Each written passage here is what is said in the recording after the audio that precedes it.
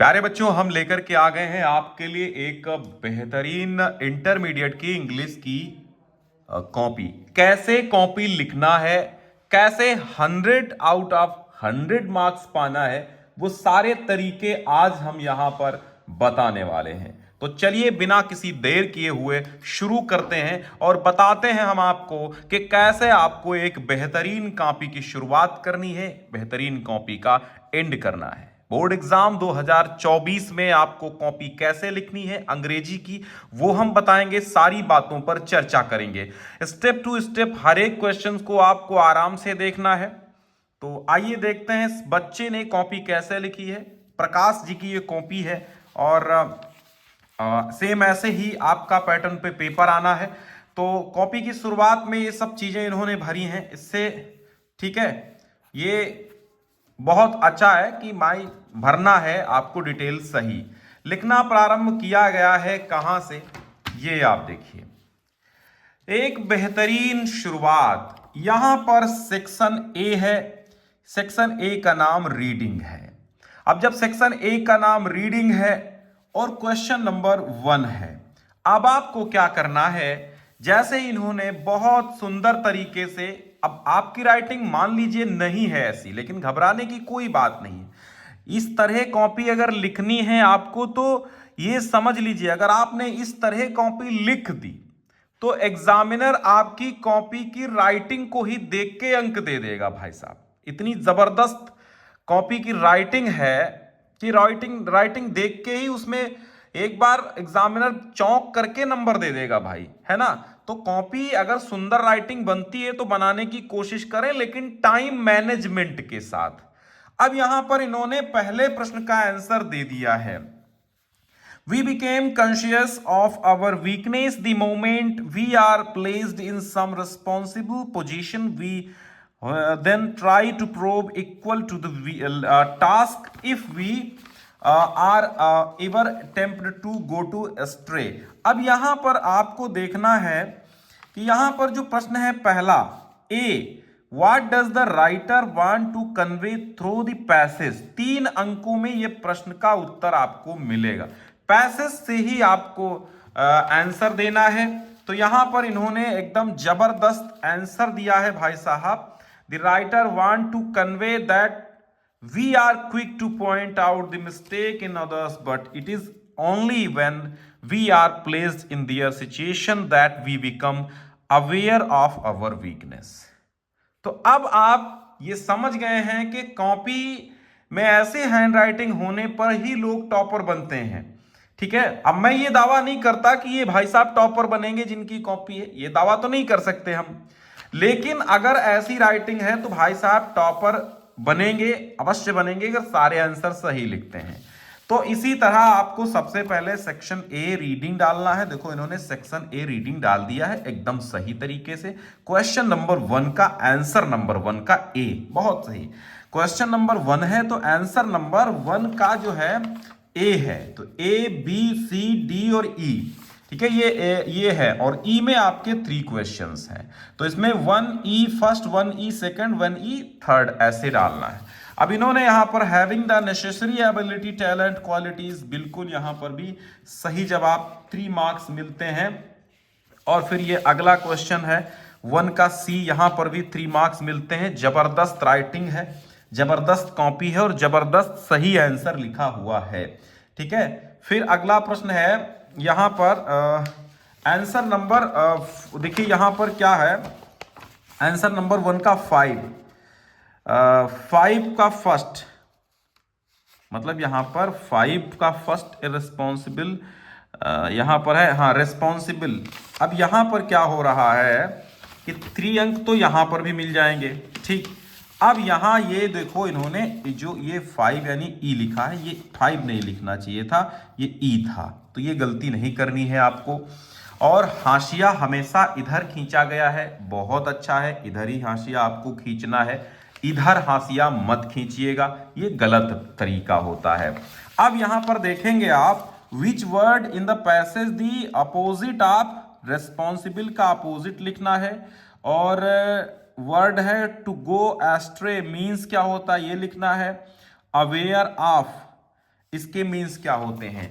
तो इन्होंने एक एक अंक में रिस्पॉन्सिबल का इररिस्पॉन्सिबल लिख दिया है और to divide from the correct और एक्सपेक्टेड पैथ, और यहां पर कॉन्शियस लिख दिया है।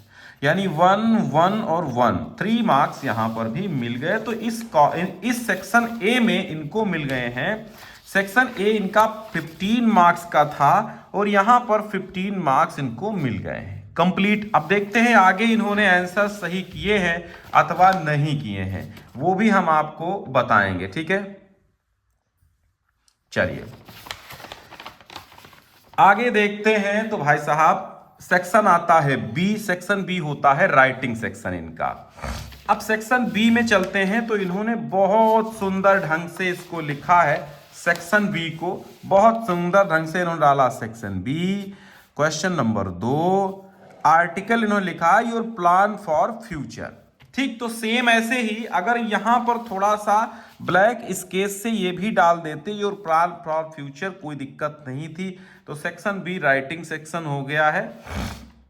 अब यहां पर इंट्रोडक्शन इन्होंने लिखा, यहां पर देखिएगा योर प्लान फॉर फ्यूचर लिखा है।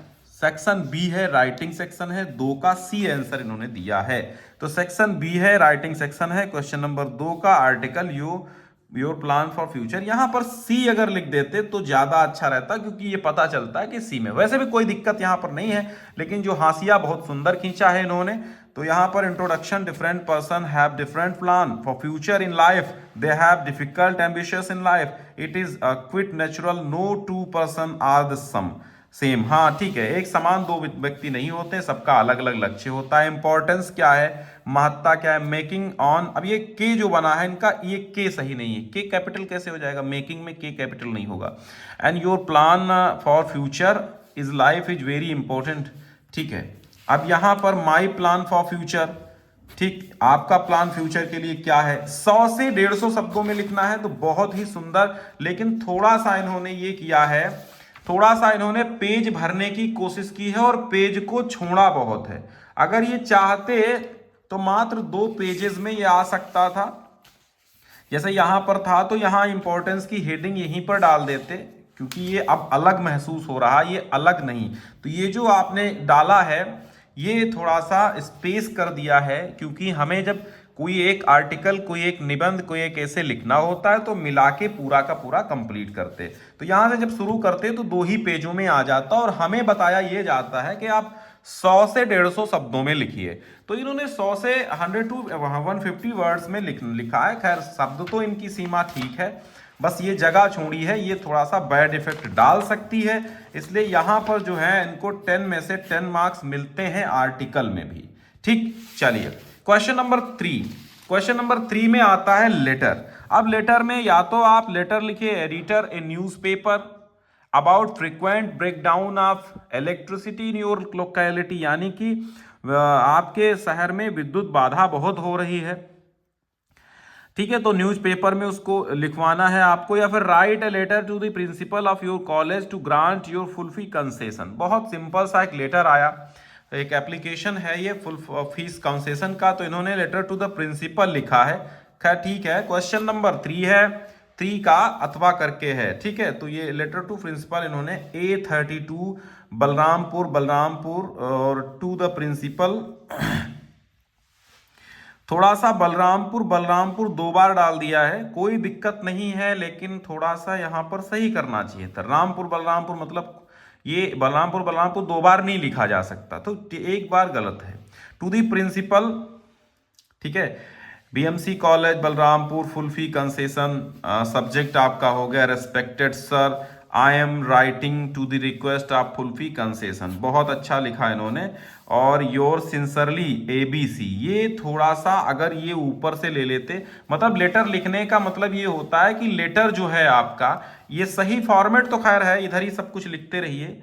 या हमारे यूपी बोर्ड में तो इधर योर सिंसरली इधर लिखा जाता है, योर सिंसरली इधर लिखा जाता है ना। तो यूपी बोर्ड का ये नियम है, इधर योर सिंसरली लिख दीजिए, यहाँ पर एप्लीकेशन के लिए आप उसको आप प्रिंसिपल को लिख दीजिए ना। तो वैसे तो टू दी प्रिंसिपल और ये लिखने की आवश्यकता भी नहीं थी।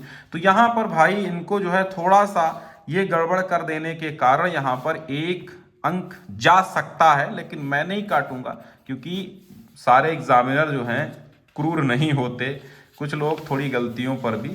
और हाँ, हमेशा रोल नंबर आप हर पेज पे डालेंगे ताकि आपकी कॉपी में कोई गड़बड़ी ना हो। फिर अगला प्रश्न आता है सेक्शन सी का आता है और ये ग्रामर सेक्शन है।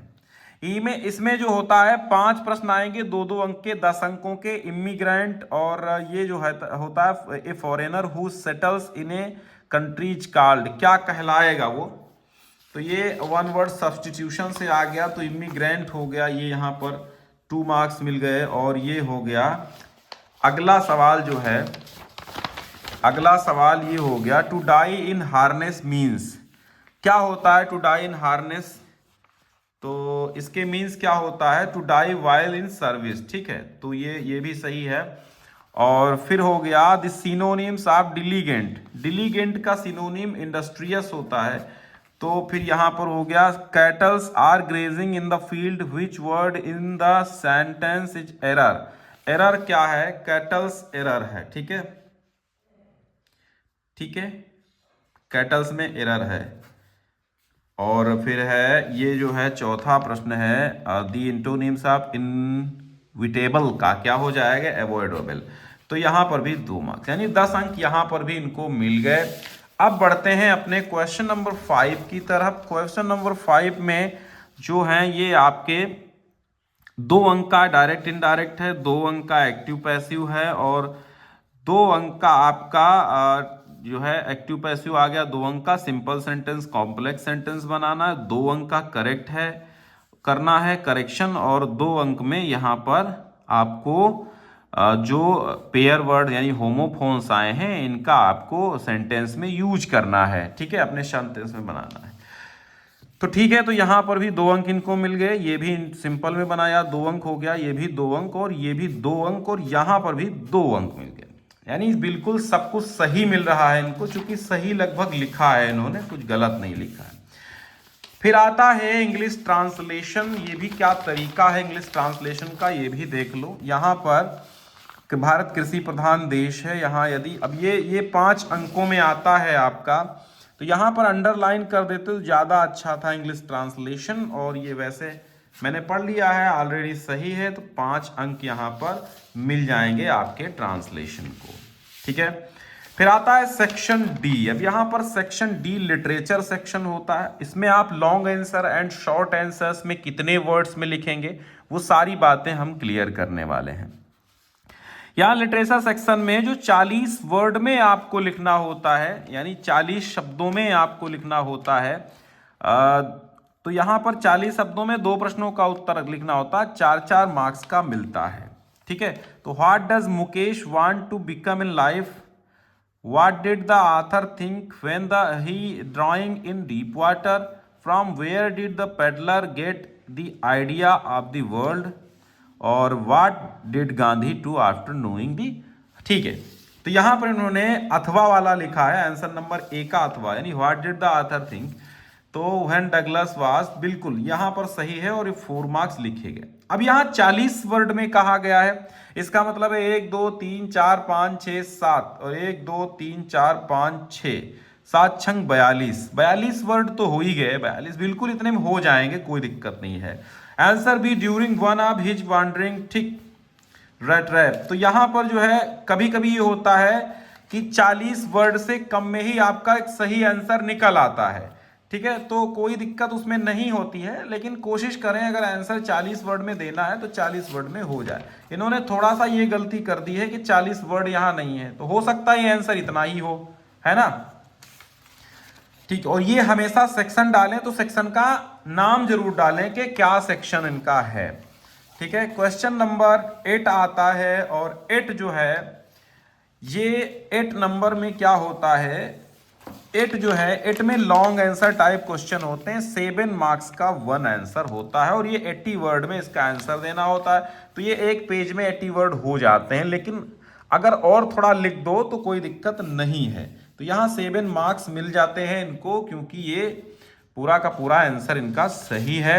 क्वेश्चन नंबर 9 पे चलते हैं। तो 9 पे पूछता क्या है, 9 पे ये पूछता है कि इस एक्सट्रैक्ट को आपको यहाँ पे 3 प्रश्न 2-2 अंकों के पूछे जाएंगे और इस आपको इस एक कविता को पढ़ करके, पोएम को पढ़ करके उसके नीचे दिए गए प्रश्नों के उत्तर देने हैं। 9 का ABCD।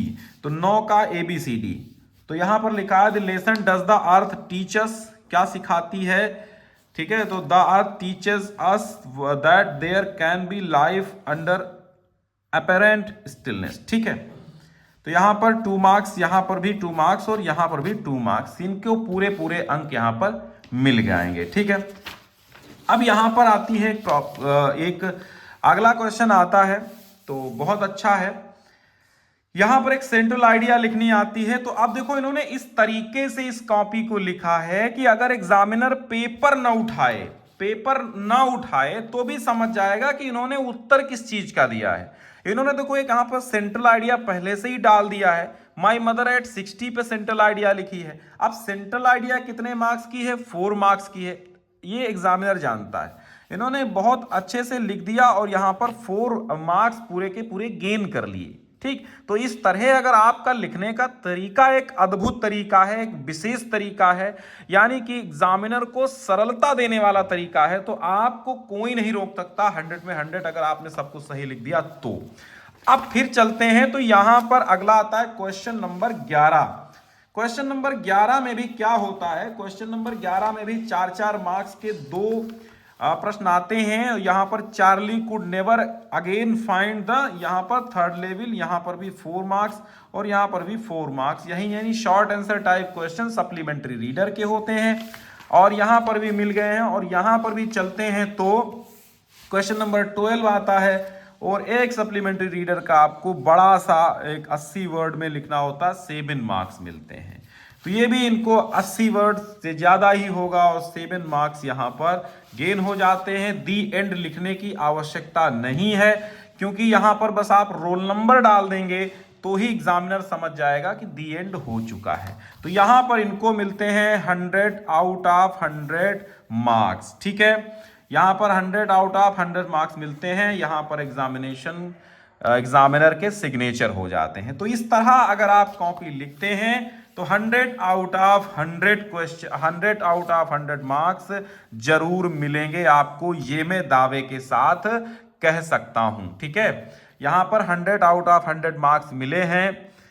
कारण यह है कॉपी बिल्कुल कायदे से लिखी गई है, राइटिंग में कहीं पर भी मिस्टेक नहीं है, कटिंग कहीं पर भी नहीं है, ऐसा लगता है कॉपी बड़े इत्मीनान के साथ लिखी गई है। तो चलिए ये तो मान लीजिए किसी ने घर पे लिखी तो इत्मीनान के साथ लिखी, लेकिन ऐसा नहीं है। जिनकी प्रैक्टिस होती है अच्छी राइटिंग की, तो वो हमेशा अच्छी हैंड राइटिंग से अपने एग्जामिनर को अपनी ओर आकर्षित कर लेते हैं, और जब आकर्षित कर लेते हैं तो अच्छे मार्क्स पाने से उनको कोई नहीं रोक सकता। मैंने कहा इसकी क्वालिटी मैंने आपको दिखाई, मैंने आपको दिखाया कि यहां पर जो चीजें लिखी गई हैं उसका नामकरण किया गया है। सेक्शन सी ग्रामर है, तो एग्जामिनर ये सेक्शन देख के ही पता चल जाएगा एग्जामिनर को कि सेक्शन ये ग्रामर वाला बच्चा लिख रहा है, उसको बार बार पेपर में क्वेश्चन नंबर मिलाने की आवश्यकता नहीं होगी, ठीक है। एक बात हमने आपको और समझाने को रह गई है कि जिस सेक्शन को शुरू करो उस सेक्शन को एंड ही कर दो। यानी इस सेक्शन सी को शुरू किया गया तो सी में जितने भी क्वेश्चन हैं एक बार करने के बाद ही अगला सेक्शन का टारगेट करो।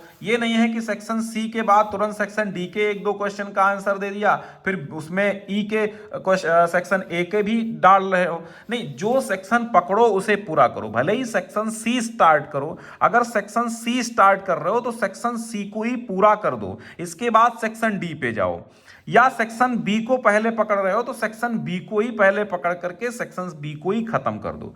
यानी जहां से प्रश्न आपको आ रहे हैं, सपोज दैट आपको सेक्शन बी से प्रश्न सारे आ रहे हैं, ए में कहीं पर अटक रहे हैं, तो सेक्शन बी को पकड़िए और बी से स्टार्टिंग करिए, तो बी पूरा फिनिश कर दीजिए, फिर ए पर आइए। या फिर जो भी जितने भी पहले क्वेश्चन आ रहे हैं, जिन जिन सेक्शंस के आपको सारे के सारे आंसर्स पता हैं, उन सेक्शंस को पकड़िए और उनको दे मारिए, यानी कि उनको फिनिश कर दीजिए। इसके बाद आप दूसरे सेक्शन को पकड़िए। ये नहीं कि सेक्शन सी के अंदर हम लिख रहे हैं और सी के अंदर हम बी के प्रश्न स्टार्ट कर दे रहे हैं, इसके बाद सी के थोड़े उत्तर आगे लिख रहे हैं। तो इसमें क्या होगा, एक खिचड़ी हो जाएगी। खिचड़ी होगी तो एग्जामिनर को सरदर्दी होगी। भाई एग्जामिनर फिर जाएगा, फिर चेक करेगा कि ये क्वेश्चन नंबर कौन सा है।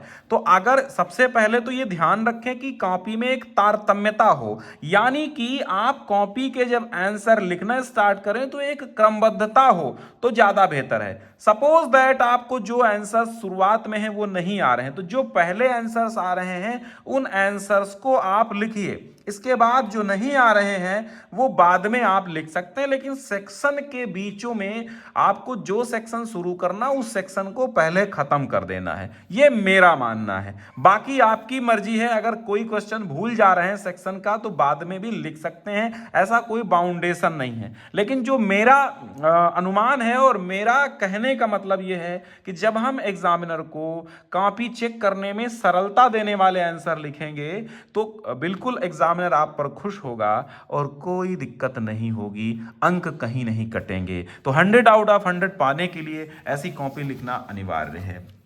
ठीक है, चलिए। और अगर कहीं किसी प्रश्न में यहां पर मान लो त्रुटि है और मुझे नहीं दिखा, तो ये मान लीजिए कि जब हमें यहां पर त्रुटि नहीं दिखी, फिलहाल तो आप जानते हैं, है ना, कि हम हिंदी के विषयाध्यापक हैं, लेकिन कॉपी लिखने के तरीके को हम हर तरीके से बता देते हैं और बिल्कुल आप अगर वैसे फॉलो करेंगे तो बहुत अच्छे अंक पाएंगे। ठीक है, तो अगर यहां पर कहीं पर भी किसी आंसर्स में आपको लगता है कि हमने गलत चेक कर दिया तो कोई दिक्कत नहीं है। ये मानिए कि अगर एग्जामिनर आपके अंक ना काटे तो अच्छा होता है, अंक काटे तो बुरा होता है। मैं तो ये कहता हूं कि आपको एग्जामिनर भर भर के अंक दे, है ना, तो बहुत अच्छा रहता है। तो मैंने बताया क्या कि जिस सेक्शन को उठाना है उसको ही फिनिश कर देना। जब एक सेक्शन फिनिश हो जाए तो अगला सेक्शन नए पेज से ही स्टार्ट करना है। और दी एंड वगैरह नहीं लिखना। दी एंड के जगह पे आपको रोल नंबर वर्ड्स में एंड न्यूमेरिक में डालना, यानी कि शब्दों और अंकों में रोल नंबर डाल देना है। बहुत बहुत शुक्रिया। मैं उम्मीद करता हूं इस कॉपी को आप बहुत सारे बच्चों तक पहुंचाएंगे, प्यार देंगे और सबको अच्छा तरीका पता चलेगा कॉपी लिखने का।